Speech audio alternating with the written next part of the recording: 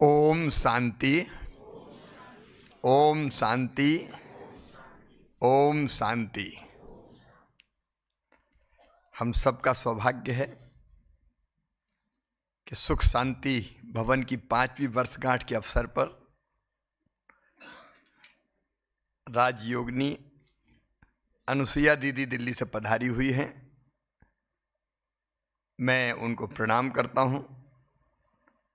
हमारी बीके नीता दीदी, भाई अवधेश प्रताप सिंह जी, हमारा बड़ा लंबा रिश्ता रहा है क्योंकि मुख्यमंत्री रहते भी और अभी भी विधायक तो हम हैं ही। अवधेश जी,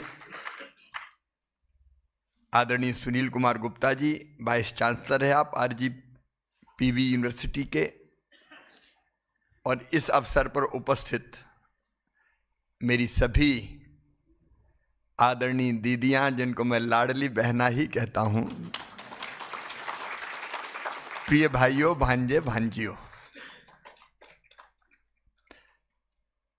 ये परमात्मा की इच्छा थी कि मैं इस कार्यक्रम में आऊं, क्योंकि पहले आज मेरा कार्यक्रम था तेलंगाना में।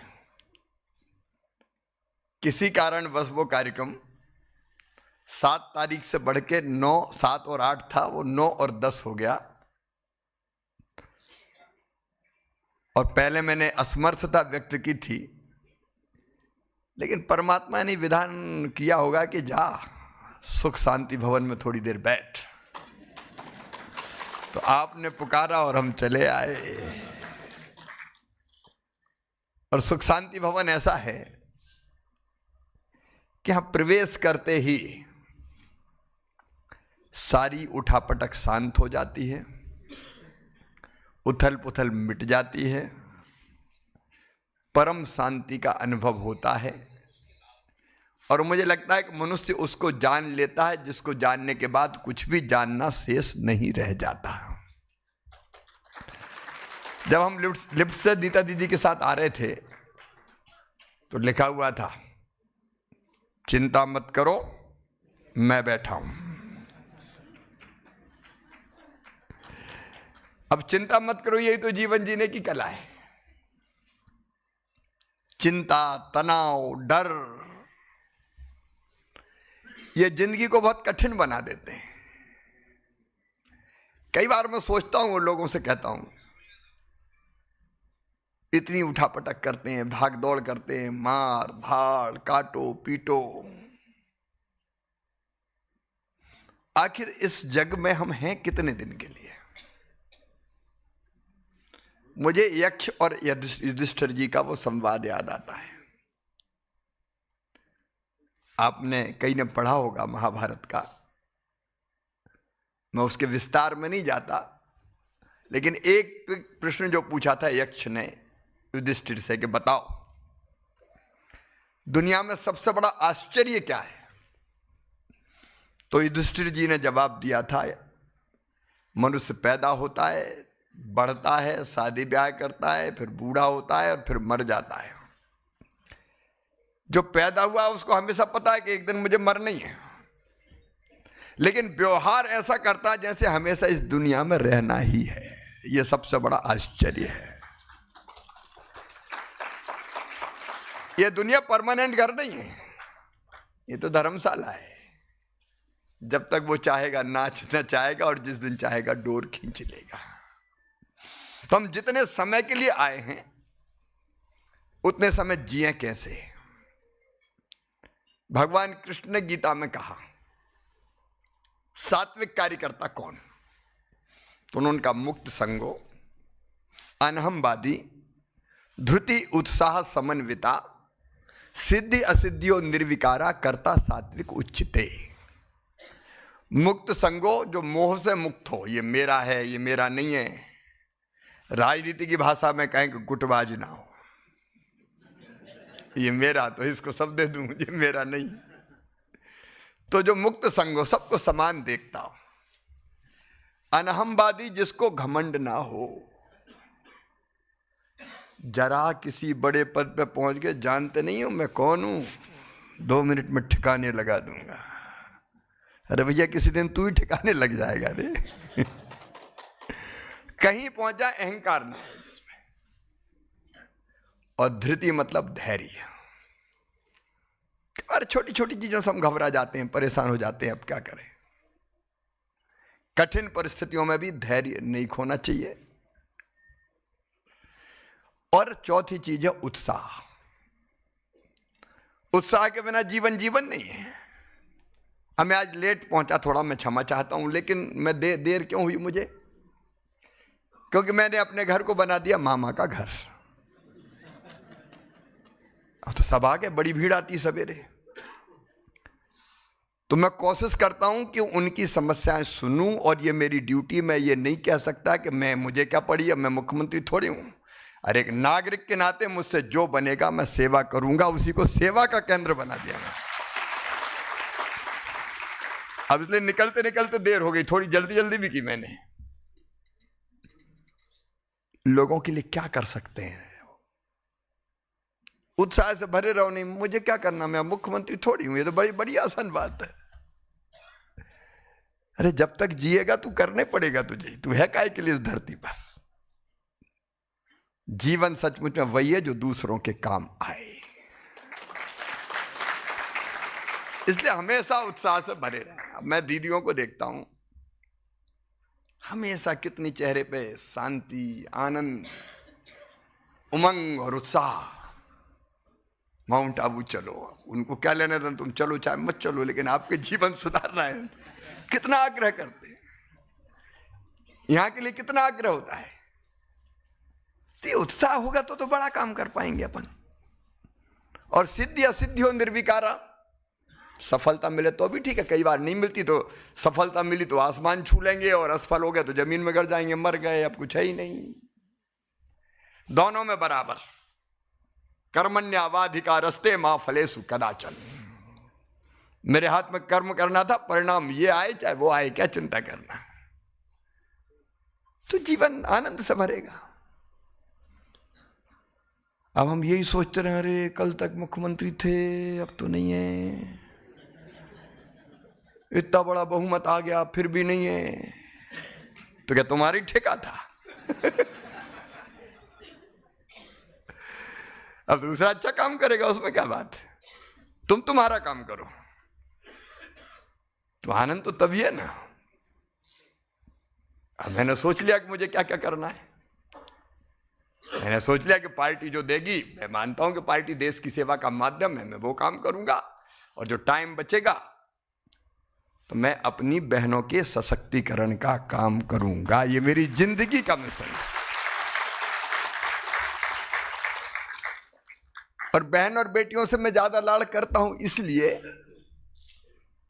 कि मैंने बचपन से उनके साथ न्याय होते नहीं देखा। गांव में बेटा बेटी में भेद। बेटा आए तो स्वागत करो, ढोल बजाओ, बधाई गाओ। और बड़े लोग हवाई फायर करते थे, क्या अरे बेटा आया है। और बेटी आ गई तो माई क्या कि नहीं देखना मुझे चेहरा। ये मैंने देखा अपनी आंखों से। मेरी आत्मा रोती थी कि ये भेद क्यों बेटा बेटी में भाई। दोनों परमात्मा ही ने बनाए ना, भगवान ने बनाए। अब कम हो गया, लेकिन उस समय हम गांव में देखते थे, पति पत्नी में झगड़ा हुआ, पति ने उठाया लठ और मार दिया पत्नी को। मैंने पिट के भागते हुए घर में बचते हुए दूसरे घर में जाते हुए बहनों को देखा है।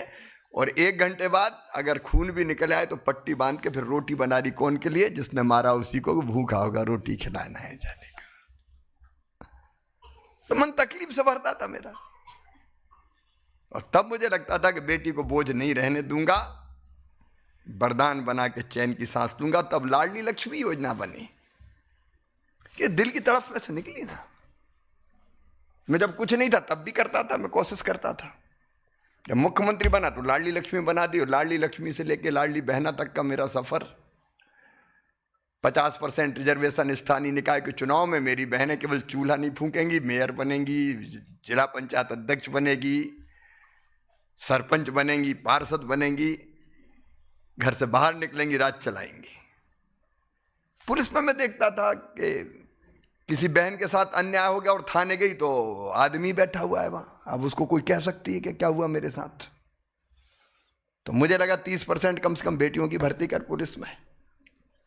खूब लड़ाई हुई पेरी पे, डीजीपी बाकी सब, अरे सर क्या कर रहे हैं, मर जाएंगे, इतनी लड़कियां आ जाएंगी। मैंने कहा आएंगी, क्योंकि अब मामा मुख्यमंत्री है। मैंने करी भर्ती, कई तरह की चीजें, मैं बहुत विस्तार में नहीं जा रहा। मैंने तरकीब से एक काम और किया कि संपत्ति कौन के नाम खरीदी जाती, स्वयं पतिदेव अपने नाम खरीदते हैं या बेटा के नाम खरीदते। मैंने कहा थोड़ा सा इसमें टैक्स से काम लो। तो हमने कह दिया कि बहन या बेटी के नाम संपत्ति खरीदोगे तो स्टाम्प शुल्क, रजिस्ट्री शुल्क केवल 1% लगेगा, पुरुष के नाम पे ज्यादा लगेगा। तो पतिदेव आए, बोले तेरे नाम खरीद रहा हूं, पैसा बच जाएंगे रजिस्ट्री के। तो इस चक्कर में बहनों के नाम संपत्ति आने लगी, बेटियों के नाम संपत्ति आने लगी, तो सशक्तिकरण हो गया। और लाडली बहना ये वोट का साधन था ही नहीं मेरे लिए। एक गरीब बहना की जिंदगी कितनी कष्टमय होती मैं जानता हूं। उसका अपना कुछ नहीं होना, मायके के जाना है तो पतिदेव से मांगे कि 500 रुपया दे दो, जाना है, बोले जब देखो मांगती रहती नहीं है, तो बैठ गई मुंह लटका के। मैंने कहा हर गरीब और निम्न मध्यम वर्गीय बहन का अपना खाता होगा, जिसमें उनका अपना पैसा होगा, वो जब चाहेगी निकालेगी, जब चाहेगी खर्च करेगी, उनके आत्मसम्मान के लिए, उनके स्वाभिमान के लिए और उनके आत्मविश्वास के लिए बनी।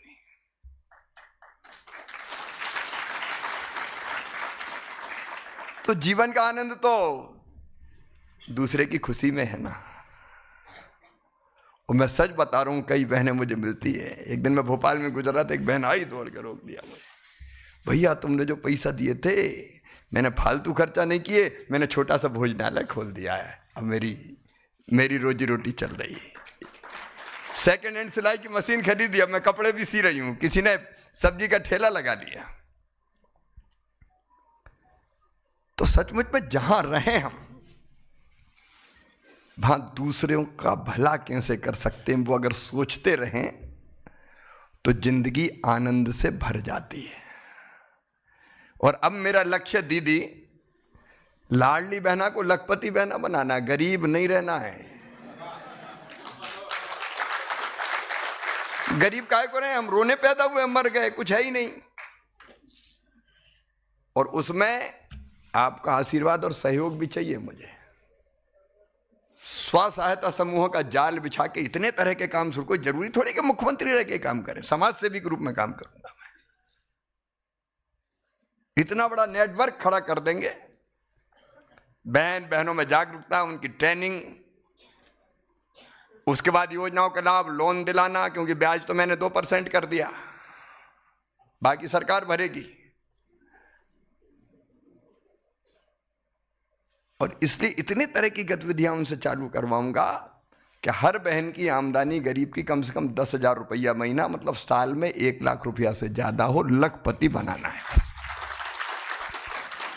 तो मैं पार्टी जितना काम कहेगी, उसके अलावा एक महिला सशक्तिकरण का काम, बहनों को लखपति बनाना है मुझे, और करूंगा, छोड़ूंगा नहीं।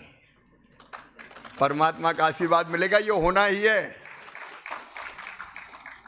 दूसरा, मैं मामा हूं, तो बच्चों का संरक्षण, वो मैं नहीं छोड़ूंगा किसी भी कीमत पे।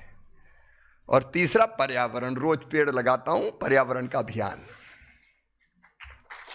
वो निरंतर जारी रहेगा। तो उसमें तो मेरी दीदियों का सहयोग मुझे लखपति दीदी बनाने के लिए तो चाहिए। जागरूक करें हम, चिंता मत करो। अरे ये मानसिकता मिटानी है, हम तो गरीब है, काहे के लिए गरीब, हम अमीर बनेंगे। पैसा कमाना बुरा थोड़ी है, सही तरीके से। तो जिंदगी में जब हम लक्ष्य तय कर लें दूसरों के लिए काम करने का, तो जिंदगी आनंद से भर जाती है। मुझे अभी भी 1 मिनट फुर्सत नहीं है, लगातार लगाऊं काम में। अच्छा, ये अच्छा हुआ कि थोड़ा राजनीति से हटके काम करने का मौका भी थोड़ा समय मिल रहा है। राजनीति में भी बहुत अच्छे कार्यकर्ता, समर्पित कार्यकर्ता, सेवा करने वाले लोग, मोदी जी जैसे नेता हैं जो देश के लिए जीते हैं।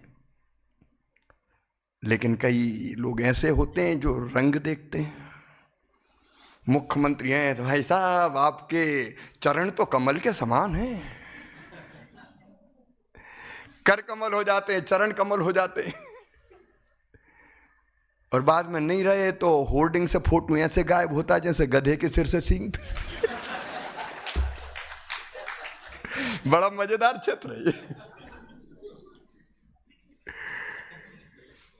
तो सारी चीजें छोड़ के जीवन जीने का आनंद है दूसरों को आनंद बांटने में। काम किए जाओ जब तक सांस चले। और यहां आया भी इसलिए हूं कि वो काम ब्रह्म कुमारीज, मेरी दीदियां, मेरी बहनें वही काम कर रही है। आप चाहे माउंट आबू चले जाएं, आपको जो योग साधना ध्यान, और चाहे हम दीदियों को काम करते देखते बिना किसी स्वार्थ के, एक मिशन में निरंतर लगे हुए हैं। बहन लगी हुई मतलब भाई नहीं लगे, ऐसी बात नहीं है। तो यही तो आनंद है जीवन जीने का। अपने लिए जिए तो क्या जिए, तू जिए दिल जमाने के लिए। जीवन उसी का है और उसी में आनंद है। तो आइए आनंद बांटते हैं सुख शांति भवन में। हम भी ये संकल्प करके जाएंगे, नहीं कुछ ना कुछ अपने लिए तो करेंगे, अपने जीवन को बेहतर करेंगे, लेकिन दूसरों के लिए भी कुछ करेंगे। बहुत बहुत धन्यवाद।